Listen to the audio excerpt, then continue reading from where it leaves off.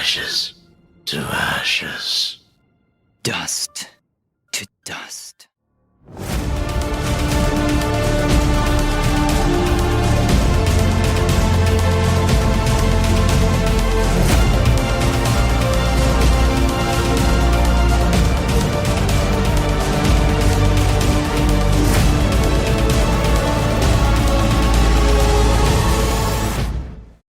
Released back in 2012 as part of Xbox Live's Summer of Arcade, Dust: An Elysian Tail has gone on to become a critically acclaimed hit, with ports coming out on the PS4 and PC. And honestly, this game deserves every piece of acclaim it's gotten. This is an amazing Metroidvania style hack and slash that pretty much hits the mark on everything that makes games great, from the graphics to the sound to the gameplay. It is a perfect example of how you don't need a big budget developer to make an amazing title.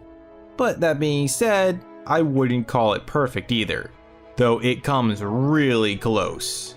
But I suspect that most of what might deter players will actually come in the first few minutes of play. And if it does, and because, this is the internet, where patience and attention spans have long since gone extinct, well, you'll be missing out on a tremendous adventure. But let's take a moment to see how those first few minutes actually play out.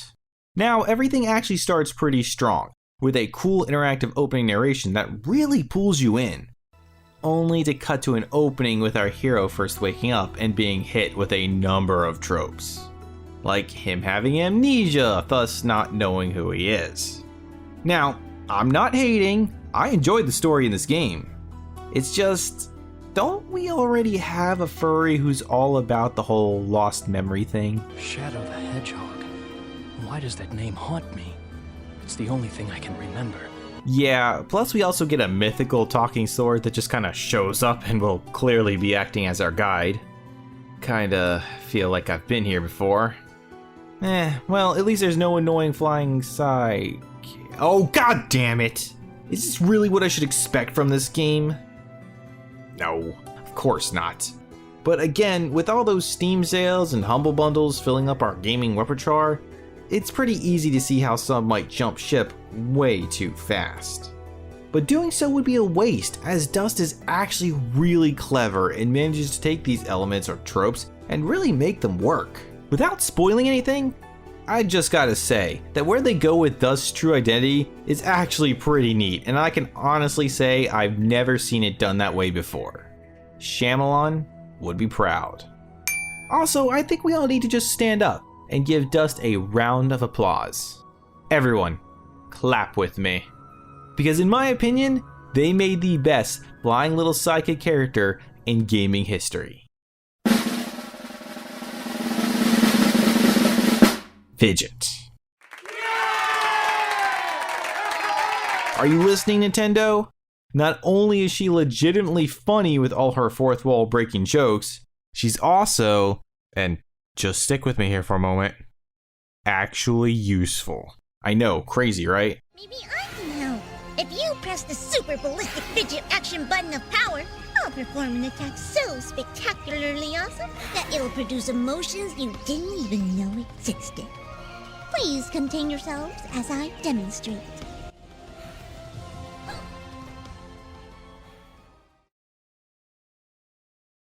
On top of all that, she also doubles as a great fidget spinner. Thank you, I will be here all night. Remember to like and subscribe. We'll get more into the how in a bit, but first, let's talk a little bit more about the game as a whole. As I said before, Dust is a hack and slash Metroidvania style action game. That means hordes of enemies, levels to traverse, and secrets to find. And Dust goes that one step further to put the Vania back in Metroidvania. Mysterious wall chicken? The red orb? Nice touch, guys. And that's only a taste of the fun game references you'll come across.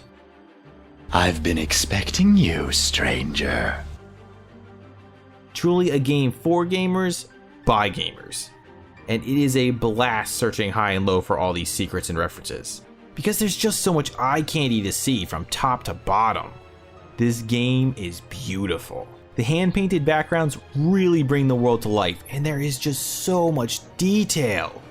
But there was a moment in the first third of the game when it really truly hit me on just how good this game looks. And that was when I entered the caves. Now I want you all to stop for a moment and really dive deep into your own personal gaming histories, and really think about caves in gaming. Whether it be 2D or 3D, graphical limitations don't really matter here. Now really think about it. Really picture it in your head. I bet darkness and the color brown make up the majority, am I right? Maybe a dark blue? But still, just look at the caves in Dust. There is so much color and variety everywhere. But it still captures the look and feel of a subterranean area. It's awesome. And I figure if the caves can sell you, then obviously you can expect nothing less from the rest of the world. Though of course, we can't just stop there. That would be a disservice. We also gotta talk about the characters and animations. Now you only have to watch for a few moments to just see how fluent the battle animations really are. Not to mention that they really know how to emphasize the impact of the combos for truly satisfying strikes, all while keeping the combat smooth, and more importantly, fast.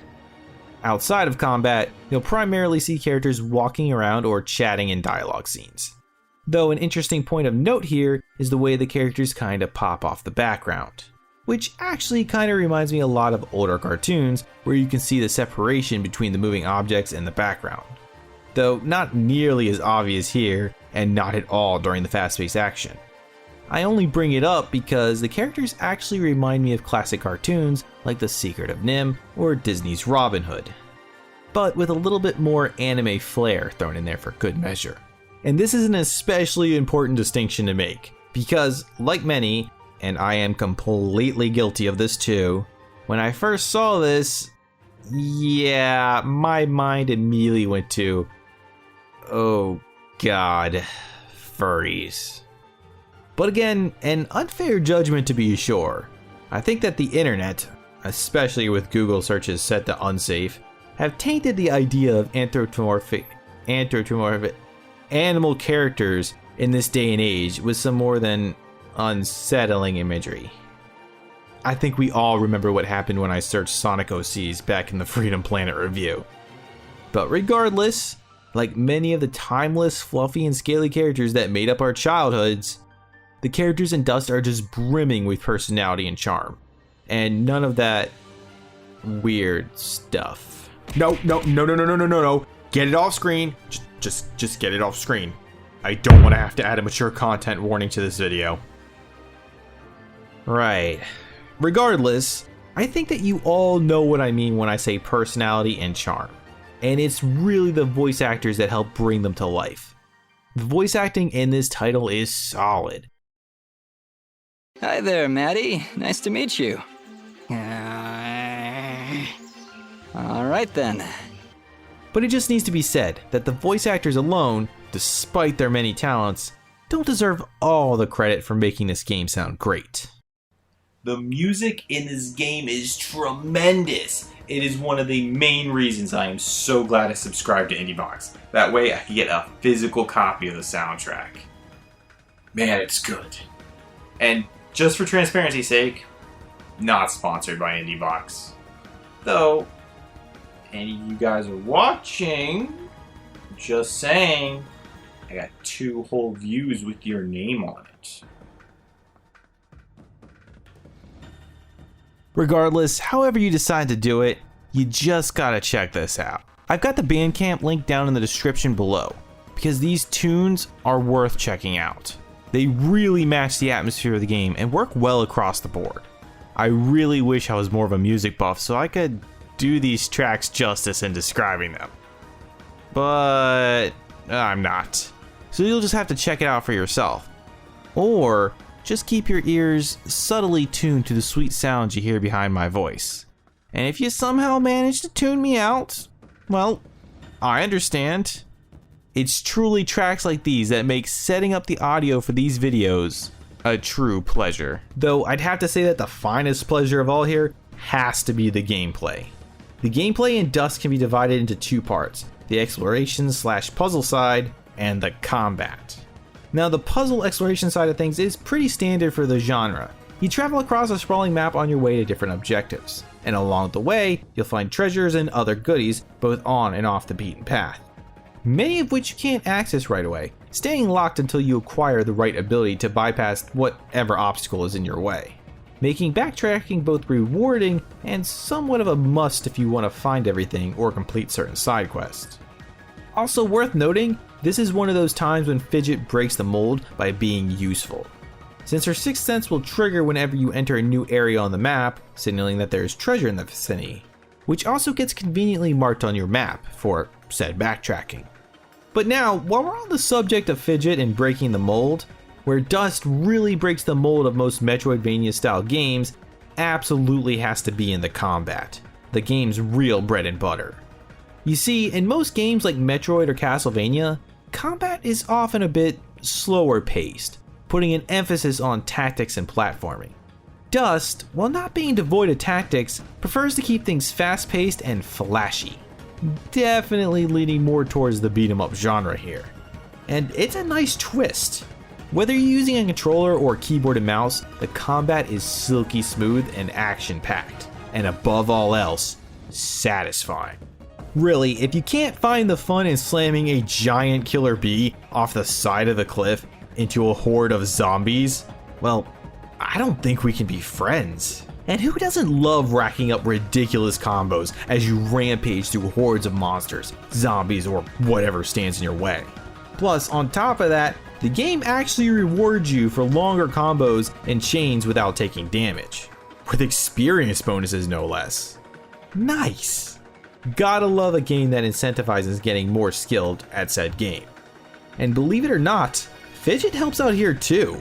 In combat, Fidget actually acts as your magic support, with the best results coming from when you combine Dust's sword skills and Fidget's magic to put on some seriously devastating light shows. Combined with the aforementioned smooth yet impactful animations, the combat in Dust is really enjoyable and one of the major draws of the game. But there are a few hiccups here and there. And to be fair, the flaws are pretty minute, but they do exist. With the first odd issue being that the combat is kind of misleading at first. I think the game itself actually describes it best. Ah! Monsters! Calm yourself, Fidget. Dust. Focus. Remember what you've learned thus far. No! Mash the buttons! Do something! And the funny thing is, Fidget is onto something. At first. The first major area of the game is super easy. You can just annihilate everything without ever breaking a sweat. And hoo boy, did that go to my head. You really do feel powerful in this game, the way you just lay waste to your foes. And that holds up throughout the entire game, and it is awesome. But it's when you first take damage that you start to realize, ooh, you're probably gonna die. A lot. Now, just a quick disclaimer. I did play through this on hard, the second highest setting. So I was probably taking a bit more damage than a casual player would, but still, it added up. And a big part of that is due to just how fast and flashy the game actually is. While I wouldn't expect you to ever stop the assault mid-battle, it can be difficult to see where and when an enemy is actually going to hit you. And even if they do, unless it's a big hit that sends you flying, you might not notice, and your health is going to plummet. Adding to that fact is that the game doesn't offer a lot of the usual health recovery options that other games do. Like there's no healing at checkpoints or town ends. You'll quickly find yourself dropping a lot of coin on recovery items, and probably spending a lot of the game at half health, like I did. Though it does keep you on your toes, and I gotta admit, I really like that. But what I did and didn't like so much was the pseudo lock-on. This game has a really nice feature where Dust will gravitate towards enemies that he's attacking. This is great because it helps keep the combo chains going. But sometimes it can get a bit wonky and launch you miles into the air, which is kind of funny. But why this seemingly minor issue is a problem is actually a small part of the game's other major letdown: the boss battles. The boss battles in Dust are an interesting case. In most games, the minor hordes you come across on your way to the big bad are often more of a nuisance than anything else. A necessary evil to get you to the level you need for the big grand battle ahead. But not here. The common foes are actually way more fun to fight because the combat is fast and slaying them feels impactful, where the bosses, not so much. The boss battles are a real drag because they're small, they only have 2 or 3 moves apiece, often consisting of a counter and a projectile, and they have a health bar that is large enough that keeping with the flow can be a bit of a pain. But what really hurts it overall is that the gravitational pull I mentioned before just doesn't exist here. The bosses just don't pull you in the same way the basic enemies do, which really changes how the combat feels. It's like the physics change just ever so slightly. And since most of the game you're fighting against said average foes, it just catches you off guard and just doesn't feel right. And it's a shame too, because the lackluster bosses are really the only major blemish on an otherwise flawless gem. But the game only has 4 real bosses in it, so it's not that big of a deal. And let's be real here. If just bosses are your game's biggest flaw, I think you're doing pretty good for yourself. Overall, Dust is an amazing title, with beautiful graphics in both the world and animations, lively characters full of life, excellent music, great level design, loads of exploration to be had, and of course a fun and fast-paced combat system. Obviously, I highly recommend it for pretty much everyone, but especially if you enjoy Metroidvania style games, beat 'em ups, and really action games in general. Do not let the dust settle on this one.